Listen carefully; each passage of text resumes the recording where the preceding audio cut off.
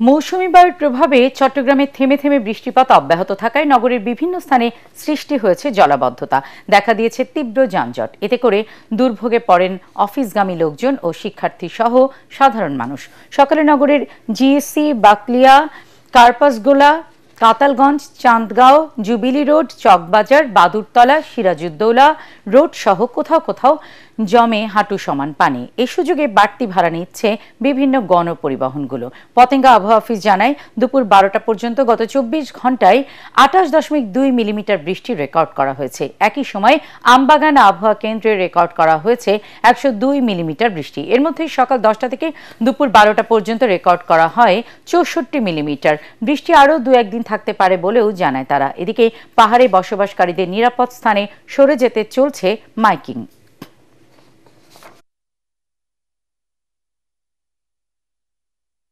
আপনারা জানেন যে আমাদের যে 57টা খাল আছে, 57টা খালের মধ্যে সিটি কর্পোরেশন একটা মাত্র খাল, আমরা 12 পাড়া খালটা করছি, আরও 20টা খাল বাকি রয়ে গেছে।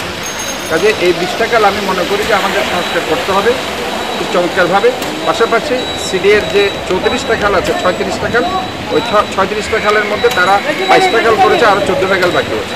কাজে ওই 14টা খালও কিন্তু সংস্কার এখন বাকি রয়েছে। বিশেষ করে এই এলাকার যে মূল সমস্যা হিজড়া খাল, যেটা আপনার কাপাসগোলা থেকে নিয়ে এই কাতালগঞ্জ পর্যন্ত যেটার বিস্তৃতি, এই হিজড়া খালের সংস্কারটা কমপ্লিট হলে এবং এই নালাগুলো কাজগুলো হলে এবং রাস্তাটা একটু উঁচু হলে আমি মনে করি ইনশাল্লাহ এই এলাকার যে প্রবলেমটা সেটা সমাধান হবে। দর্শক, এই মুহূর্তে চট্টগ্রামের চকবাজারের কাতালগঞ্জে আছেন আমাদের সহকর্মী সৈয়দ তামিম মাহমুদ। সবশেষ অবস্থা জানতে সরাসরি চলে যাচ্ছি তার কাছে। তামিম, জলাবদ্ধতা নিরসনে নগর কর্তৃপক্ষের কি কি উদ্যোগ দেখছেন আপনি?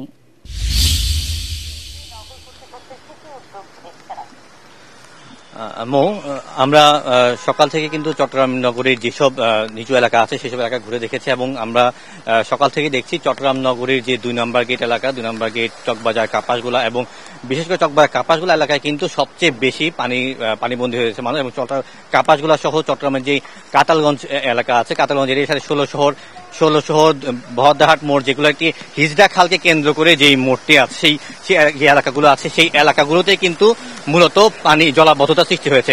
এই জলাবদ্ধতার কারণ বলতে কি, সকালেই কিন্তু চট্টগ্রাম সিটি কর্পোরেশনের মেয়র এই জলাবদ্ধতা প্রকল্পে যে এলাকাগুলো আছে সেগুলো পরিদর্শন করেছেন এবং তিনি যেটি বলছেন এবং তার সাথে যিনি পরিচালক ছিলেন যে বিভিন্ন জলাবদ্ধতা প্রকল্পের যারা সংশ্লিষ্ট কর্মকর্তা আছেন তারাও যেটি বলছেন যে এখানকার যারা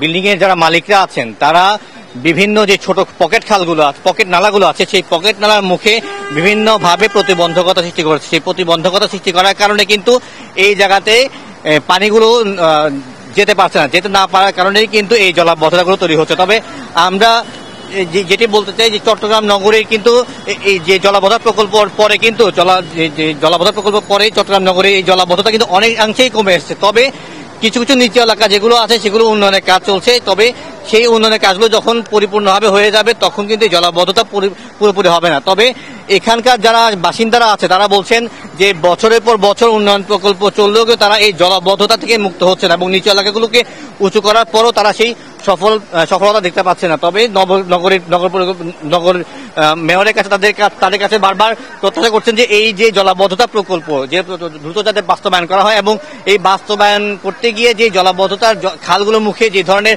প্রতিবন্ধকতা দেওয়া হয় সেই প্রতিবন্ধকতা যেন দ্রুত ছড়িয়ে নেওয়া হয়। না হয় এই যে বর্ষা মৌসুম, এই বর্ষা মৌসুমে বৃষ্টিপাত যদি এভাবে চলতে থাকে তাহলে কিন্তু চট্টগ্রাম নগরী আবার জলাবদ্ধতায় পরিপূর্ণ হয়ে যাবে।